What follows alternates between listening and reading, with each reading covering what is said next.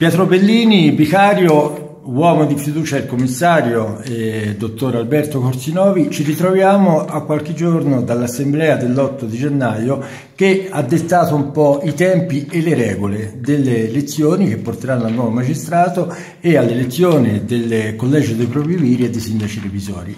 Questo incontro, Bellini, è per dare proprio questa informazione ai lettori della Mediaset News e soprattutto ai cittadini, in questo caso di Villa Castagnaio, coinvolti in questo rinnovo, in questo cammino che ormai sta andando verso la conclusione. Sì, diciamo che appunto si è svolta l'assemblea la settimana scorsa ordinaria, dove sono state dettate appunto le linee guida per le prossime elezioni che si svolgeranno il 3 marzo, che porteranno a un più che rinnovo, a un nuovo insediamento del magistrato che governerà la misericordia, appunto del collegio dei sindaci revisori e dei provvedimenti, che sono comunque sia elementi importanti di garanzia per la nostra associazione.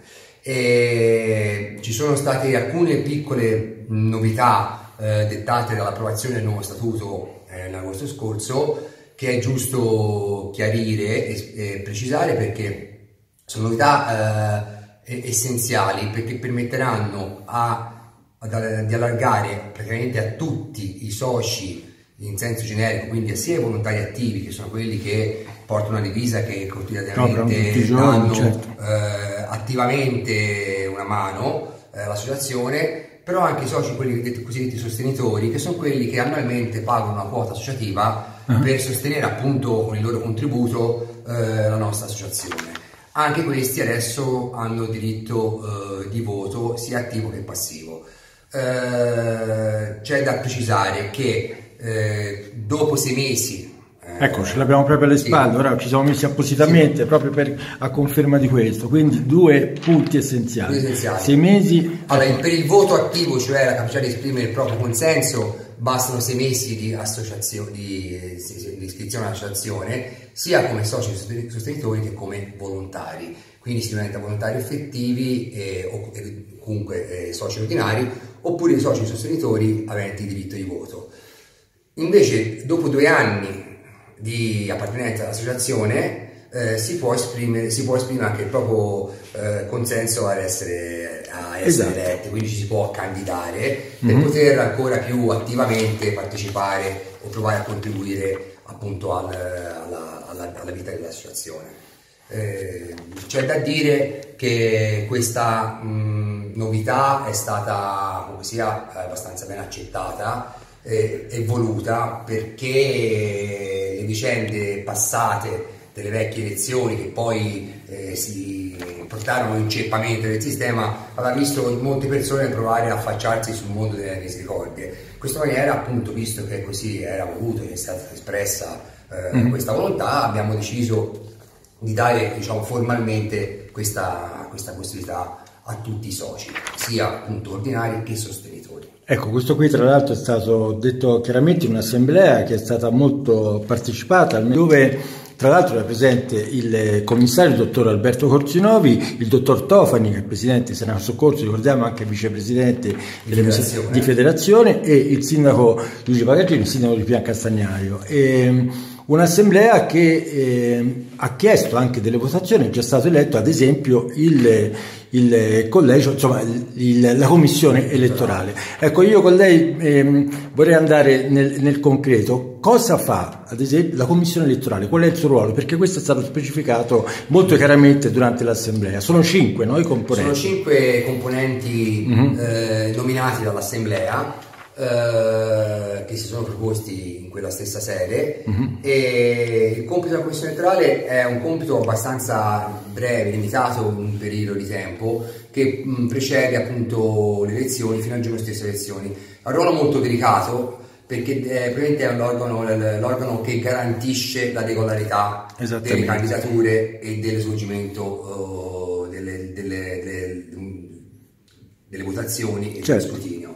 Quindi è stata nominata, si è riunita la sera stessa, hanno chiesto la mia presenza come momento appunto di scambio, di di opinioni, di idee e anche di consigli, hanno nominato il proprio presidente di commissione, certo, che è Massimo Santelli, poi il vicepresidente, il segretario e gli altri due, diciamo, consiglieri, diciamo, di questo commissione elettorale. La commissione elettorale ha il compito di promuovere l'informazione in merito alla possibilità della candidatura, in maniera da sensibilizzare appunto tutti gli aventi diritto a poter partecipare come candidati a proporre la propria figura, chi ne volesse far parte, per appunto arrivare al giorno 27 alle ore 18, che è il termine ultimo per la presentazione delle candidature, per redigere una lista e un verbale che verrà sottoposto poi al commissario, in questo caso, che dovrà approvarla, ci fossero qualora delle cose da verificare. La commissione dovrà verificare appunto, si chiama verifica poteri, quindi la possibilità che effettivamente hanno le persone che sono candidate di poter essere elette, e verificheranno il giorno stesso delle elezioni che ai seggi si presentino solamente gli aventi diritto al voto. Questo è un ruolo fondamentale e, ripeto, di garanzia. Dopodiché la commissione, diciamo, si dimette in maniera automatica, perché entra poi in funzione il magistrato il giorno dopo, poi a nominare tutte le cariche interne. Ecco, commissione, ovviamente andiamo anche agli altri due organi importanti, i propri piri, qual è il ruolo dei propri piri e dei sindaci revisori. Ricordiamo 2 anni, anche per essere eletti 2 anni, perché tutti quanti rientrano nel discorso che abbiamo fatto all'inizio. Allora, precisiamo, propri piri. Allora, il collegio dei propri piri è praticamente quell'organo sociale che è composto, in questo caso nello statuto sono previsti 3 figure elette, quindi non nominate, mai elette dalle votazioni, dagli scrutini, che serviranno a garanzia del rispetto delle norme dello statuto, sia quelle scritte che le norme anche etiche e morali che contraddistinguono la nostra associazione. Quindi ci sono tutta una serie di normative, di regolamenti di fatto, di modus operandi, di consuetudini, di usi, che il proprio deve far rispettare, al di là poi di quelle che sono le regole scritte nello statuto, che si può rispettare, cioè si può non contrariare una regola dello statuto, ma si può magari commettere un qualche cosa che all'interno dell'associazione magari non è prevista, non è morale, eccetera, magari senza fare nessuna regola, nessuna del codice civile, però magari il commissario Corsinovi ha fatto un forte richiamo sotto questo aspetto durante l'assemblea. Il senso di appartenenza, all'etica, alla moralità. Il collegio dei propri piri oltretutto può intervenire nel caso che il magistrato non riesca a svolgere la sua funzione, quindi che ci siano delle dimissioni, che non sia in grado di sostituirlo, che non riesca ad operare, come successe qui 3 anni fa circa, solo che a quel tempo il collegio dei propri piri non era stato nominato. Altrimenti avrebbe potuto prendere in mano e traghettare l'associazione a 9 elezioni. Il lavoro che ha fatto lei, cioè la sostanza. Quindi ecco, è un organo assolutamente di garanzia del rispetto delle norme appunto etiche, morali, nonché dello statuto, e anche di garanzia di continuità in caso di problemi. Ci si può sempre rivolgere a loro su dubbi di qualsiasi cosa che riguardi la vita associativa. È un collegio molto importante e si raccomanda di solito che ne facciano parte persone che abbiano esperienza di vita, di misericordia, perché non è importante essere un avvocato o chissà chi, nel senso, per poter interpretare la norma, nonostante certe figure siano essenziali, però occorrono persone che abbiano il senso di appartenenza alla nostra associazione. Sindaci revisori, già il nome lo dice, insomma, con una sorta di certificazione dei conti, mettiamola così. Il sindaco revisori è un nome Quanti innanzitutto? Sono 3, come anche in questo caso. Sì, questo è più facile perché si usa anche nella vita quotidiana. È un collegio che deve garantire la regolarità dei conti e dei bilanci, in poche parole.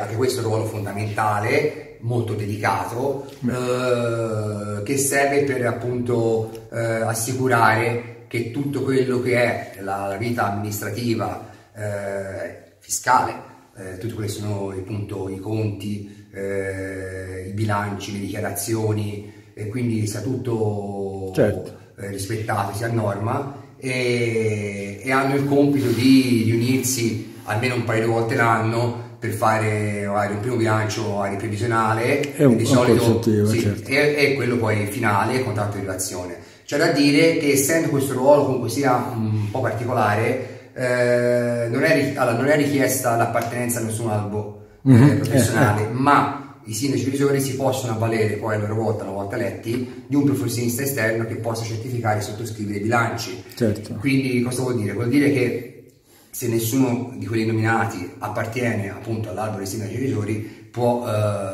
proporre all'assemblea, appena si dirà dopo le elezioni, certo. Verrà fatto, dire: noi abbiamo pensato di avvalerci di un professionista, proponiamo questa figura da loro scelta. L'assemblea a quel punto, in quella sera, subito dovrà approvarla o dare subito una controproposta.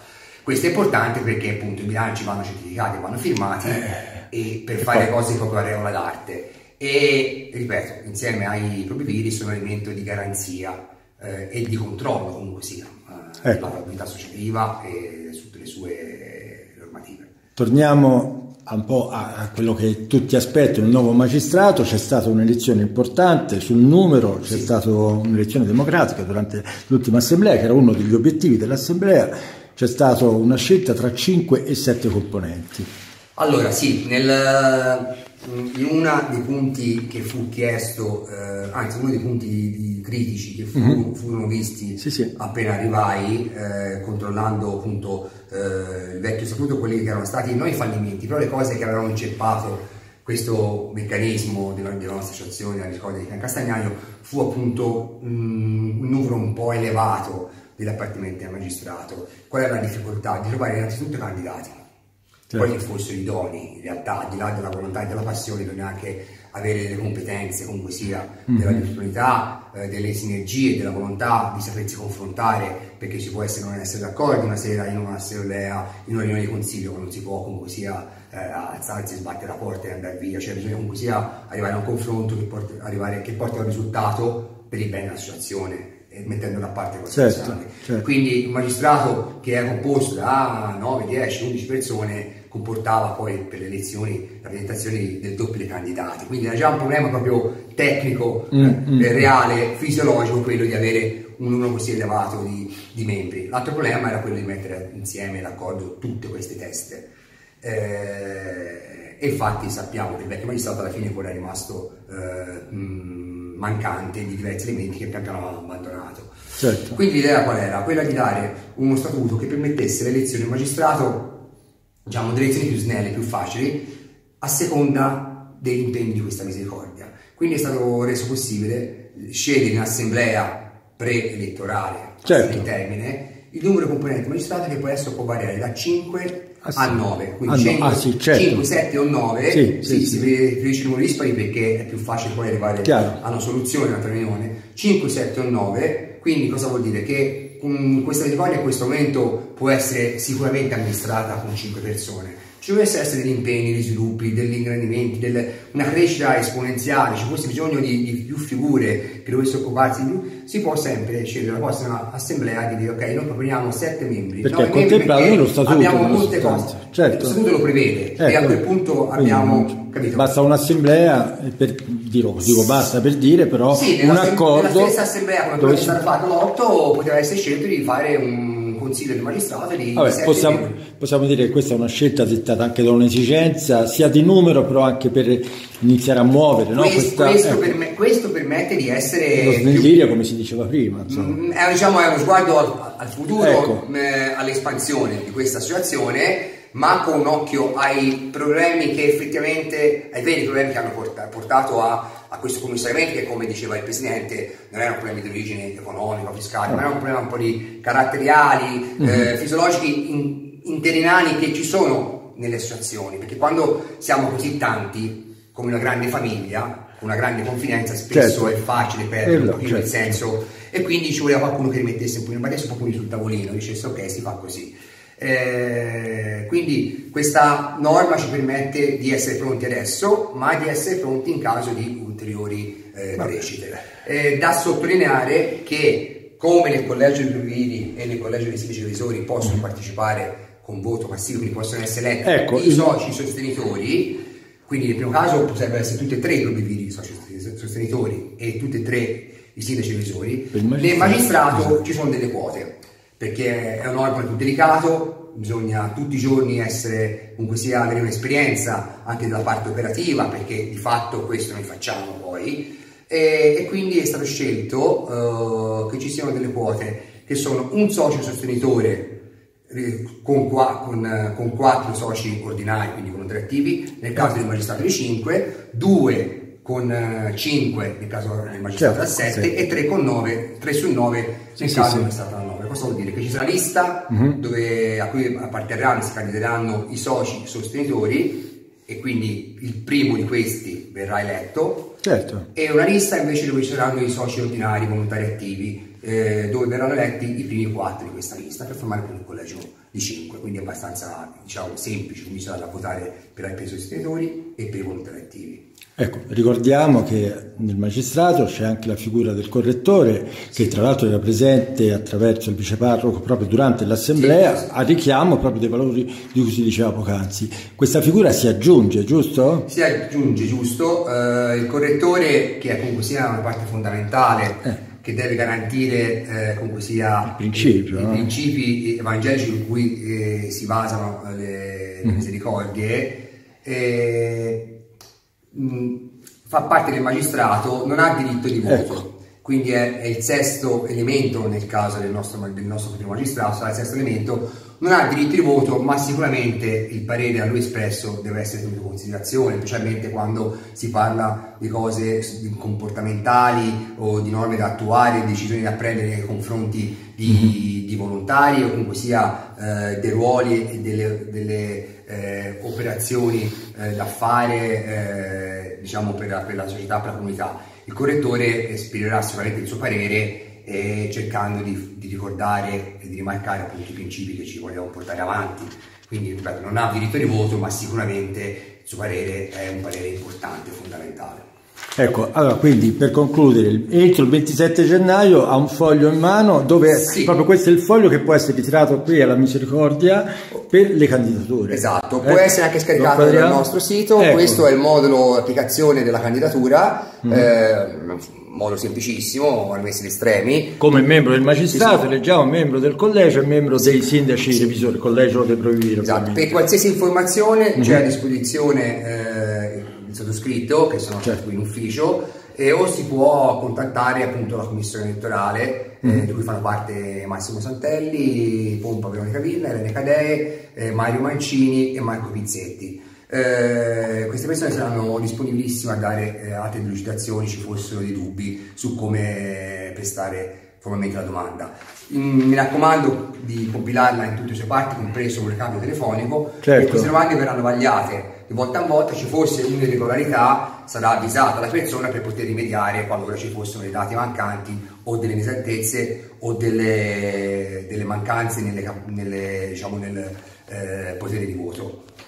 A conclusione vorrei ricordare anche ai nostri lettori il 27 gennaio questa scadenza, perché il 3 marzo, poi perché servono dei tempi da rispettare tra l'arrivo delle candidature e l'elezione vera e propria. Esatto. È stato ricordato durante l'assemblea. Il 3 marzo, però ci deve essere un tempo di pubblicazione, secondo sempre le norme dello statuto, di almeno 30 giorni. Cosa vuol dire? Che occorre il tempo materiale per la commissione elettorale di raccogliere le domande, quindi di aprire proprio l'urna dove vengono raccolte, di verificare appunto la validità di queste domande e di sottoporre gli stessi nominativi con una relazione al commissario Alberto Corsinovi, che dovrà poi approvarla, comunque comunicarla, e a quel punto qualche giorno passerà dopo il 27, e quindi per cautela abbiamo deciso in assemblea, è stata proposta dalla commissione, perché è la commissione che ha pensato alle date, ha proposto di fare le elezioni il 3 marzo, ed è stata approvata. Esatto, è stata approvata all'unanimità, anche perché così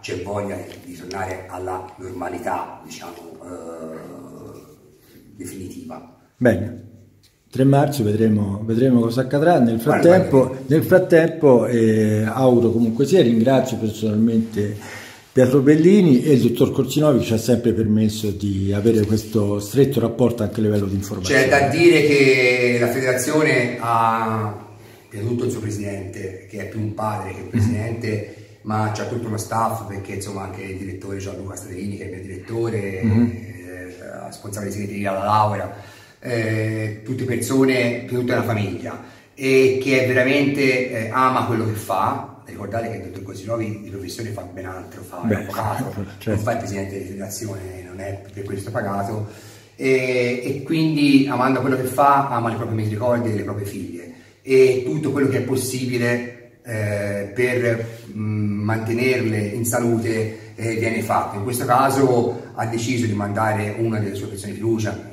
il sottoscritto, direttamente, quotidianamente presente sul posto, affinché niente fosse lasciato al caso e fosse garantita la massima presenza.